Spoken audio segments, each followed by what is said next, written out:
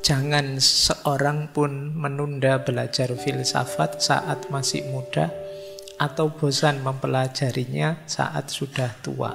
Karena filsafat itu penting. Karena beliau yang ngerti benar pentingnya filsafat. Karena arahnya untuk hidup bijaksana. Dan bijaksana itu poin paling krusial untuk kita hidup tenang.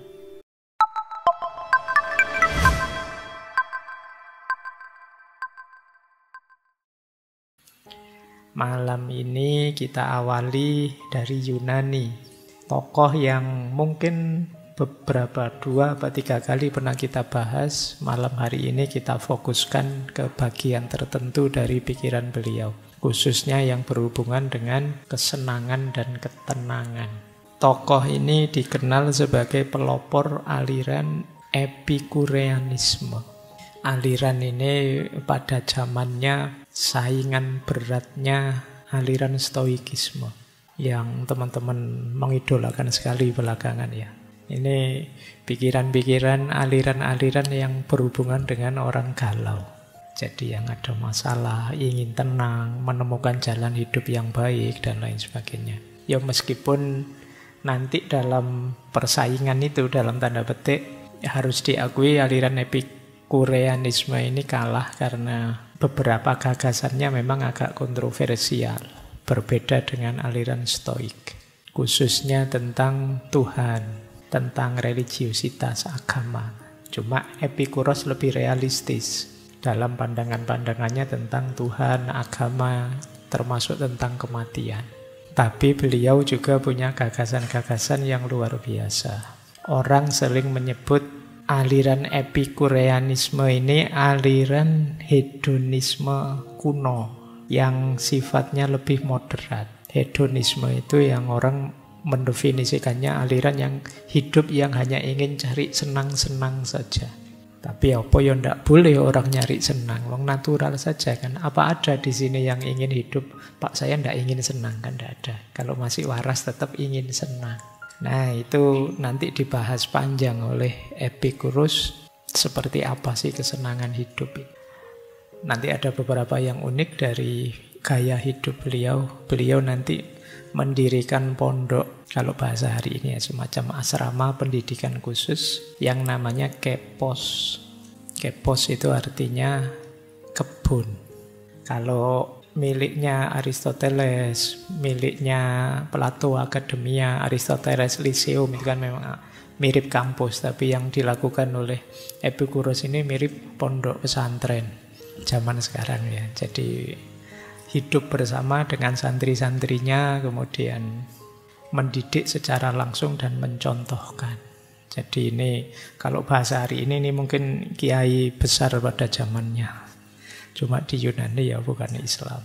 Makanya meskipun beliau ndak ada KH-nya, jadi jangan sampai nanti Kiai Haji Epikuros jadi lucu. Karena punya pesantren beliau.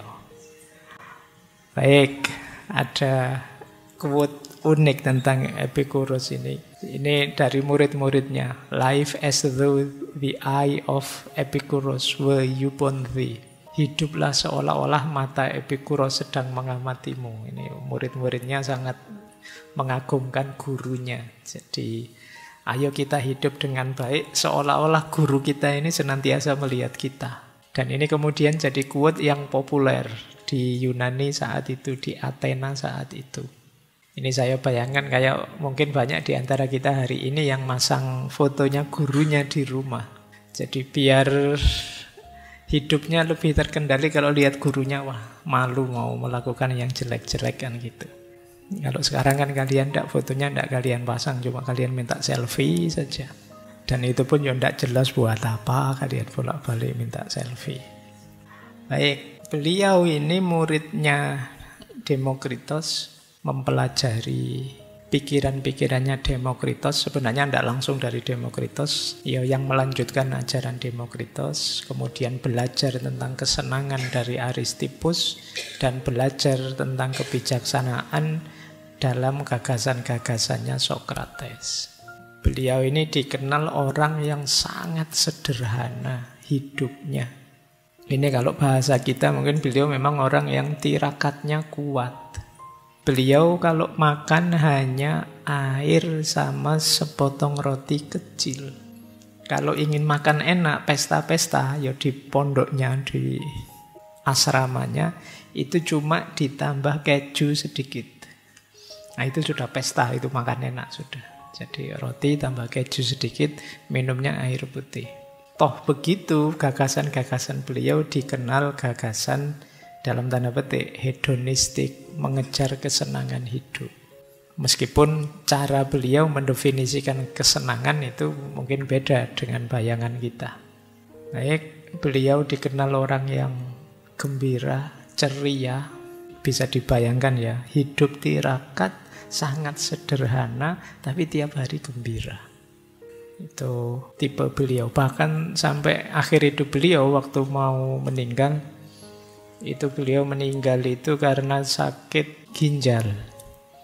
Jadi beliau kesakitan kalau kencing, kesakitan. Jadi mungkin ada batu ginjal di saluran kencingnya, yang itu harusnya sangat sakit, tapi di beberapa surat terakhir pada sahabat-sahabatnya itu masih ceria. Jadi kalimat-kalimatnya itu masih kalimat yang gembira. Nah, itu tipenya Epicurus. Bahkan beliau sampai pernah mengalami diusir oleh warga masyarakatnya karena dianggap pikiran-pikirannya kontroversial. Itu pun beliau masih ceria. Jadi kalau kalian bisa seperti beliau, hidupmu bahagia. Bisa sederhana, tirakat tapi ceria. Ini kombinasi yang langka. Baik, kita mulai ya. Gimana sih tips-tips hidup tenang, bahagia menurut beliau? Kita awali dari sini. Ini tadi yang kita sebut asrama beliau, tempat beliau ngajar. Jadi beliau ini membeli tanah, terus dibikin semacam asrama yang di sekitarnya banyak sayurannya, kebun sayur. Jadi memang ini melayani dirinya sendiri. Kemudian beliau ini kalau manggil murid-muridnya bukan muridku atau anakku, tapi sahabat. Bandingkan kalau zaman Rasulullah kan juga memanggil orang-orang di sekitarnya bukan murid-muridku atau jamaahku, tidak begitu. Rasulullah tidak manggil jamaah, tidak begitu. Tapi beliau manggilnya sahabat.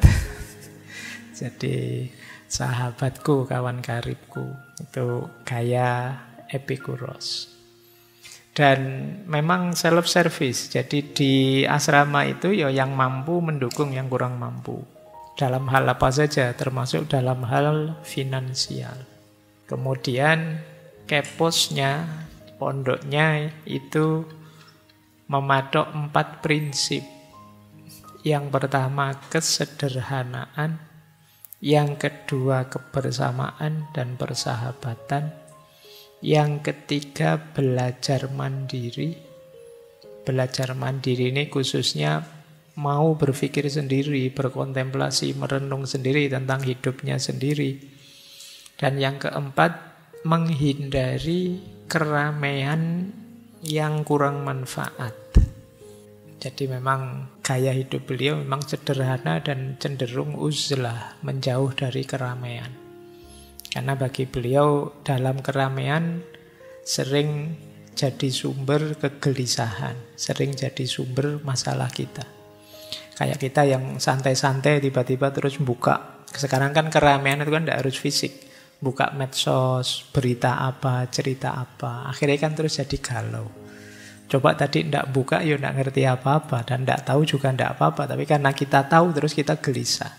Jadi kalau di rumusnya Epicurus, ya keramaian yang rumit, keramaian yang tidak kondusif itu sebenarnya mengganggu ketenangan hidup kita. Ada banyak hal yang sebenarnya kita tidak tahu juga tidak apa-apa. Karena terlanjur tahu, akhirnya gelisah. Jadi akhirnya kita pusing sendiri karena terlanjur tahu.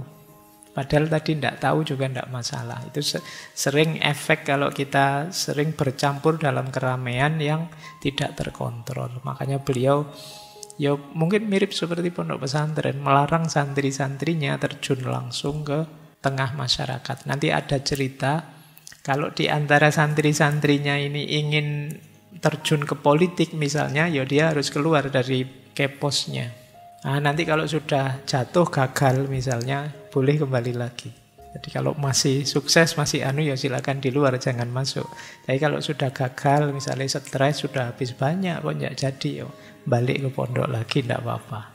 Nah, kalian bolehlah, kalian itu boleh. Kalian bikin pondok nanti ya, pondok khusus yang gagal nyalon misalnya. Itu mungkin pondokmu laris besok. Baik, jadi ini gambaran gaya hidup beliau. Ada prinsip hidup yang terkenal dari beliau, namanya late biosas.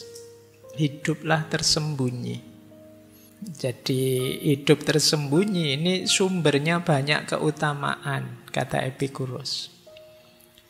Jadi cara kita untuk tenang damai dalam hidup itu memang jangan terlalu banyak bercampur dalam kehidupan publik, kata Epikuros. Dengan kita tersembunyi, kita lebih mudah hidup sederhana, lebih bebas berpikir, lebih mudah berinteraksi dengan alam, lebih nyaman hidup kita. Godaan lebih minimal. Kalau kita ingin hidup sederhana tapi sering kecampur orang lain, itu sulitnya luar biasa. Misalnya teman-teman ingin, apalah Pak, hidup saya biasa saja lah Pak, HP lama juga tidak apa-apa ya. Tapi begitu ketemu banyak teman kok HP-nya bagus-bagus ya, mereknya. Kita mulai tergoda. Semula sih tidak apa-apa, tapi begitu lihat yang lain, bajunya teman-teman kok bagus ya, kok rasanya asik ya, minuman tadi kok enak ya, kok rasanya. Lama-lama godaan banyak. Jadi kita sulit hidup sederhana kalau banyak bercampur orang lain, kata Epikuros. Maka cara mudah untuk kita tidak mudah terpengaruh, late biosas, hidup tersembunyi. Kalau tidak terkenal gimana Pak? Kan banyak orang pengen terkenal. Bagi Epikuros justru terkenal itu ribet. Iya kan? Kalian dikenal banyak orang ya tambah repot. Saya sekarang sekali-sekali juga jadi repot. Bayangkan saya biasanya nongkrong di mie ayam mana, biasanya nongkrong di angkringan mana, sekarang harus mikir 2 kali. Begitu asik di angkringan, Pak Faiz ada di sini. Jadi kamu anggap enak, ndak enak. Kata Ibu, dan itu jadi terpengaruh kan. Dulu saya isi saja, saya pakai baju lah, pakai apalah, suka-suka saya. Sekarang mulai mikir, wah nanti jangan-jangan dianggap tidak pantas ini sama teman-teman, dianggap tidak cocok, tidak sopan. Saya sekarang bajunya mulai gini-gini. Dulu ngaji filsafat awal baju biasa saja, lengan pendek dari kantor, santai saja. Sekarang mulai mikir, karena kalian lihat saya, karena kalian nanti mesti minta foto-foto, minta selfie. Nggak enak saya kalau pakai baju asal-asalan. Itu ribetnya hidup yang terlalu sering bercampur.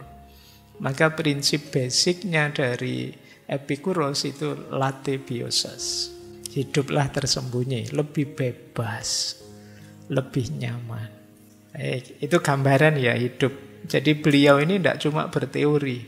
Bagi beliau eman sekali kalau filsafat itu hanya berhenti di teori. Jadi pelajaran ini, beberapa quote dari beliau tentang filsafat itu menarik. Kata beliau, jangan seorang pun menunda belajar filsafat saat masih muda atau bosan mempelajarinya saat sudah tua. Karena filsafat itu penting. Karena beliau yang ngerti benar pentingnya filsafat. Karena arahnya untuk hidup bijaksana. Dan bijaksana itu poin paling krusial untuk kita hidup tenang. Maka jangan menunda belajar filsafat. Dilanjutkan oleh beliau, dia yang mengatakan bahwa waktu untuk berfilsafat belum tiba atau sudah lewat, itu seperti orang yang mengatakan bahwa waktu untuk bahagia belum tiba atau sudah lewat. Jadi kalau kalian bilang, besok sajalah Pak filsafatannya, ini masih muda, seneng-seneng dulu. Itu sama kayak kalian bilang, besok saja bahagianya. Kenapa begitu? Nanti dijelaskan oleh Epikuros. Bahagia itu kan modal utamanya akal kita, rasio kita.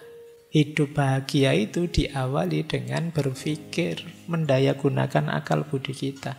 Tidak mungkin kita bisa bahagia tanpa menggunakan akal kita. Maka orang yang menunda berpikir sama dengan dia menunda bahagia. Orang yang nanti saja mikirnya, ya sama saja dia bilang nanti saja bahagianya. Belajar filsafat kalau bagi Epicurus ya haruslah. Cuma beliau juga mengkritik orang-orang filsafat yang kurang praktis. Pikirannya terlalu melangit, mengawang-awang. Makanya beliau mengkritik alangkah sia-sianya argumen para filosof yang tidak meringankan penderitaan manusia. Iya, kita harus menggunakan akal kita, rasio kita, pikiran kita, cuma yang produktif. Jadi jangan mikir yang tidak ada gunanya, yang terlalu mengawang-awang atau terlalu khayal yang tidak nyambung dengan kenyataan hidup sehari-hari. Yo kalau bisa setiap kali kita berpikir ada solusi dari salah satu masalah kita. Setiap kali kita berpikir jalan keluar kelihatan. Setiap kali kita berpikir ada terang dari masalah kita. Nah, ini yang disebut berpikir yang produktif. Tidak sekedar main akal. Mungkin beliau ngeritik zaman itu ada beberapa seperti kaum sofis yang menggunakan akal sih, tapi jenisnya akal-akalan. Beda ya, menggunakan akal dengan akal-akalan itu kan beda. Jadi akalnya dipakai untuk main-main logik yang kurang produktif sebenarnya. Ya memang mungkin kalau debat sih menang, kalau diskusi sih mesti unggul, tapi manfaatnya untuk masyarakat kecil. Nah ini yang oleh Epicurus mau dihindari yang begitu eman-eman loh, energi kita yang kita peras untuk berpikir, kita peras untuk menalar, ternyata hanya untuk main-main saja. Jadi ini pelajaran filsafat dari pondoknya Epicurus. Ada banyak gagasan-gagasan beliau, ya teman-teman silahkan kembali ke kajian-kajian sebelumnya. Beberapa kita pertajam malam hari ini, khususnya yang berhubungan dengan ketenangan hidup. Dasar pikirannya Epicurus tentang ketenangan hidup itu adalah dua keadaan utama. Yang satu namanya aponia, yang kedua namanya ataraksia. Kita belajar dulu yang pertama. Keadaan utama yang pertama namanya aponia. Aponia itu artinya bebas dari rasa sakit. Orang hidup itu pertama-tama menghindari rasa sakit. Baru kemudian mencari rasa enak, rasa nyaman. Ini dasar pertama sudah. Kalau masih ada sakitnya, tidak bisa kita tiba-tiba mencari enak. Jadi sembuhkan dulu sakitnya. Maka dalam hidup, rumus hidup paling dasar pertama itu membebaskan diri dari rasa sakit.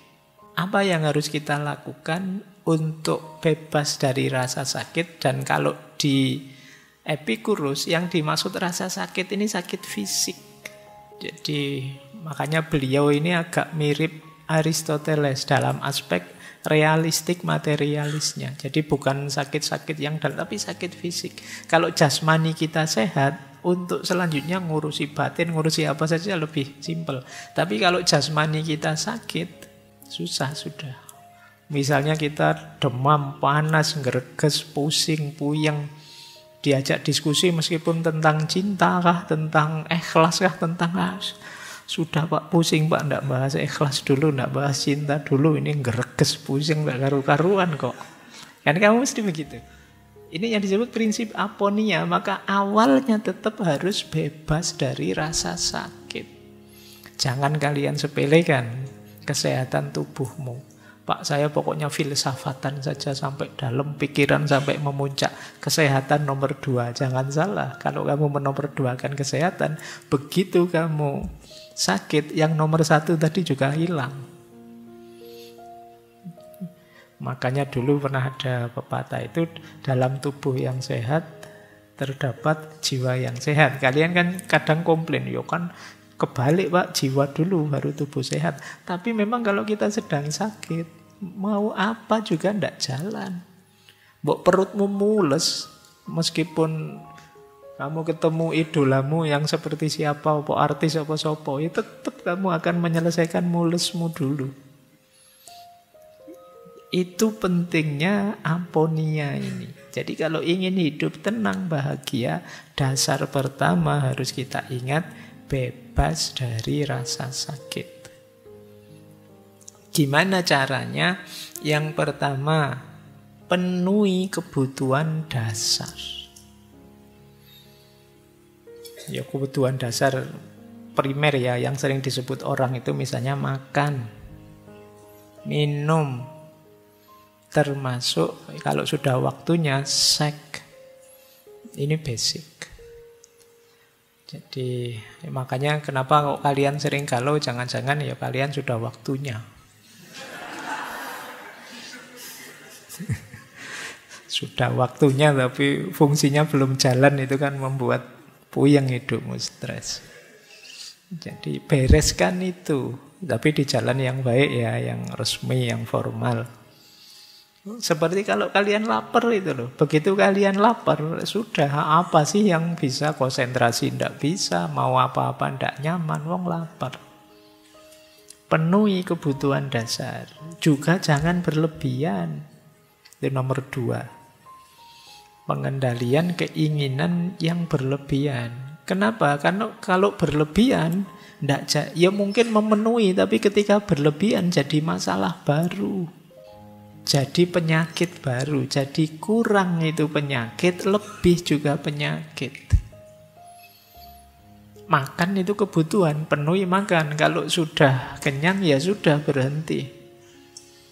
Kalau kita tambah lagi, Pak ini kan kebutuhan, kamu makan lagi, sakit tetap.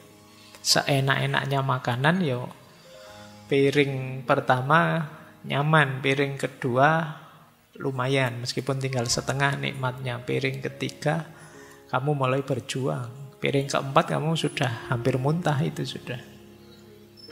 Padahal itu mungkin makanan enak yang kamu senangi. Tapi kenapa jadi masalah? Karena berlebihan. Jadi penuhi kebutuhan dasar dan jangan berlebihan. Yang ketiga, hindari hal-hal yang merusak tubuh, apapun itu. Saya beberapa kali ngaji tema ini, selalu kemudian pertanyaannya, berarti merokok ndak boleh ya Pak? Mesti gitu. Pikirannya selalu ke situ. Ya terserah lah, kamu mikir sendiri, sudah besar kok. Jadi sudah ngerti mana yang baik. Pokoknya intinya hindari hal-hal yang menurutmu merusak kesehatanmu, merusak tubuhmu. Ya sekarang teori-teori, konsep-konsep tentang kesehatan kan banyak. Jalankan sesuai yang kamu yakini. Jadi yang merusak-merusak dihindari. Apa saja itu, ya tidak hanya rokok, mungkin ya begadangnya, mungkin ya gorengannya dan lain sebagainya. Kita kan makanan pokok kita gorengan. Kalau tidak ada gorengan kita tidak enak makannya. Nah, kita sendiri yang tahu. Dan menghindari yang merusak tubuh itu berhubungan dengan menyadari keterbatasan tubuh kita. Ini rumus pokoknya di situ. Mungkin saja di antara kalian ada yang bilang, Pak, saya itu kuat, Pak. Kalau sekedar rokok saja tidak mungkinlah merusak kesehatan saya. Ya monggo saja. Kalian yang tahu limitnya, batasnya dirimu. Jadi maka ini yang tadi saya sebut, membaca ayat-ayat nafsiyah, membaca diri kita. Sejauh mana ketahanannya, sejauh mana kekuatannya. Baik, jadi ini basic ya, namanya aponia. Kalau ingin hidup tenang, ya rumus pertama sebenarnya menghindar dari rasa sakit. Berarti rumus pertama hidup tenang itu sehat. Kalau kalian tidak sehat, ya tidak mungkin tenang. Mau tenang gimana, wong pusing. Mau tenang gimana, wong mules. Mau tenang gimana, wong kita ngereges dan lain sebagainya. Kita lanjutkan. keadaan utama kedua. Ini yang tadi kita sebut ataraksia. Kalau tadi fisik jasmani, kalau ini batin. Menarik kalau teman-teman mencermati, baik dalam stoikisme maupun epikureanisme ada istilah ataraksia. Nanti ada lagi satu aliran skeptisisme. Skeptisisme itu salah satu tokohnya juga gurunya Epikuros, namanya Philo. Kalau Philo juga punya pandangan skeptik dan juga punya pandangan ataraksia. Apa sih ataraksia? Kalau di stoikisme, ataraksia itu pengendalian diri dan penerimaan hal-hal yang berada di luar kendali. Yang kita kontrol, bisa kita kontrol, ya kita kontrol. Yang tidak bisa, ya kita terima saja. Yang dalam kuasa kita, ya kita urusi. Yang di luar kuasa kita pasrahkan. Jadi ini gaya stoik. Dulu kita berkali-kali pernah bahas ini. Jadi kalau ingin tenang, mari kita urusi yang dalam kuasa kita saja. Jangan ngurusi yang di luar kuasa kita. Misalnya wataknya orang lain, itu kan di luar kuasa kita. Sulit kita mengontrolnya. Tapi kalau watak kita sendiri, kita bisa mengontrolnya. Respon kita terhadap kelakuan orang lain itu dalam kuasa kita. Tapi kelakuannya orang lain itu ya di luar kuasa kita. Kalau kita sadar seperti ini, nanti hidup kita lebih tenang. Ada orang kurang ajarnya luar biasa. Ya biar saja dia kurang ajar, yang penting saya tidak terpengaruh kok. Nah, ini kita lebih tenang. Kemudian yang kedua ada skeptisisme. Skeptisisme itu dari Philo dan kawan-kawan, ataraksia untuk kita bisa tenang adalah jangan menilai hal-hal yang tidak pasti. Jadi menilai hal-hal yang tidak pasti itu kan kita sering, tiap hari pekerjaan kita itu kan menilai. Segala yang berhubungan dengan manusia, dengan humaniora itu sebenarnya banyak yang tidak pasti. Kalau kita pastikan, biasanya nanti kita gelisah. Misalnya, ini boleh enggak? Ya biasanya jawabannya ini bisa boleh, bisa tidak. Segala yang tentang manusia itu secara umum memang vonisnya adalah tergantung. Tidak ada yang pasti. Uang banyak, bahagia enggak? Tergantung. Tidak mesti juga. Lebih bahagia kalau uangnya sangat banyak. Enggak, ya banyak orang yang uangnya sangat banyak malah masalahnya berkali lipat daripada kita yang tidak punya uang. Jadi kalau kita yang tidak punya uang kan simple, kita tidak mikir macam-macam. Yang kita pikirkan cuma satu, gimana caranya punya uang. Kalau yang uangnya banyak mikirnya neko-neko itu kan mau dipakai ini, tidak cocok dipakai itu, tambah panjang pikirannya. Jadi tidak mesti juga. Punya pasangan cakep, bahagia enggak? Tergantung juga. Ya kadang-kadang malah lebih bahagia pasangan yang tidak terlalu cakep. Pasangan cakep tiap hari kamu mikir galau, ini jangan-jangan tak tinggal ngaji di luar digodain orang. Jangan-jangan kamu cepet tua. Karena khawatir terus. Coba pacarmu biasa-biasa saja, cenderung jelek, kamu santai.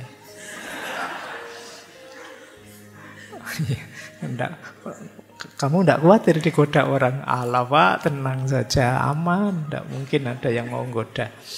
Nah, itu kan tidak terbayang oleh kita. Itu kata Philo, banyak yang tergantung kok. Jadi teman-teman yang jurusan kuliahnya humaniora, kalau pas ujian kok tidak bisa jawab saja tergantung. Itu kan bisa tergantung. Kalau begini mesti bagus, nggak tergantung Pak, orangnya sehat apa enggak. Kalau orangnya tidak sehat ya enggak. Ada gantungannya banyak. Jadi itu kata Philo, kalau kita paham rumus ini kita tenang. Kita tidak mudah kaget, kita tidak mudah galau. Ya memang tidak pasti hidup manusia itu. Nah, ini gaya kedua. Ada gaya ketiga yang kita pelajari ini, epikureanisme dari Epikuros dan kawan-kawan. Menghindari sakit dan menikmati hidup secara sederhana. Jadi ataraksianya epikureanisme itu batin tenang, bebas dari kecemasan dan hidup damai. Syaratnya 4. Ataraksianya epikureanisme itu, Yang pertama tadi sudah disebut ya, sederhana dan jangan berlebihan. Yang kedua, punya sahabat, teman, untuk berbagi, saling mendukung, saling menasehati, dan lain sebagainya. Ini hidup kita akan lebih stabil. Ketika kita sadar, apapun yang terjadi dengan diriku, ada teman yang menemaniku, mensupportku. Ini hidup lebih tenang. Kemudian rasional. Jadi hidup lebih rasional itu menenangkan. Kemudian hidup yang alamiah. Nanti beliau mengkritik keras orang yang cemas dengan kematian. Kematian itu alamiah saja, ngapain kita takut mati? Orang yang takut mati itu tidak pinter, kata Epikuros. Karena kenapa? Waktu kita mati itu kan kita tidak sadar. Kalau kita tidak sadar, ya kita takut apa? Sesuatu yang tidak bisa kita sadari.